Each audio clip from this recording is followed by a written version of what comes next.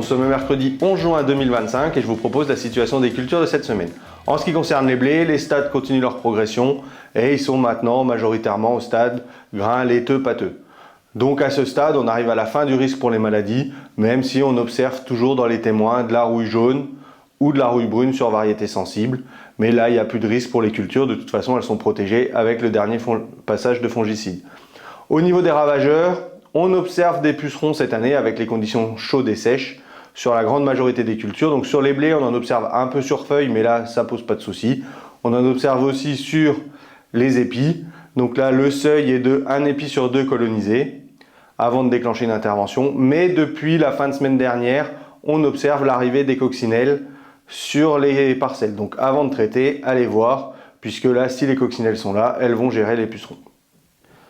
Au niveau des pois de printemps, donc là, la floraison se poursuit, les parcelles les plus avancées sont en fin floraison. Au niveau des tordeuses, les vols se sont accentués sur les 2 dernières semaines, puisque là, on a encore plus de 100 captures effectuées cette semaine, puisqu'on est toujours sur des conditions chaudes et sèches. Donc là, on s'approche sur une grande partie des pièges du seuil de 400 captures pour déclencher l'intervention. Au niveau maladie, on observe toujours un petit peu d'ascocytose. Donc là, en fonction de la date de votre dernier fongicide, on peut prévoir une réintervention. Donc s'il n'y a pas encore eu de fongicide, là il faut en faire une avant la fin de la floraison. S'il y a déjà eu un fongicide, s'il a plus de 15 jours, une intervention peut être nécessaire pour aller jusqu'à la fin du cycle. Au niveau des tournesols, ils sont généralement à 4-8 feuilles. Donc là c'est pareil, il y a une grosse pression puceron. Donc dans certains cas, on a pu atteindre le seuil de 10% de pieds crispés, donc là avec une intervention, mais comme sur les autres cultures, les coccinelles arrivent, donc allez voir avant d'intervenir.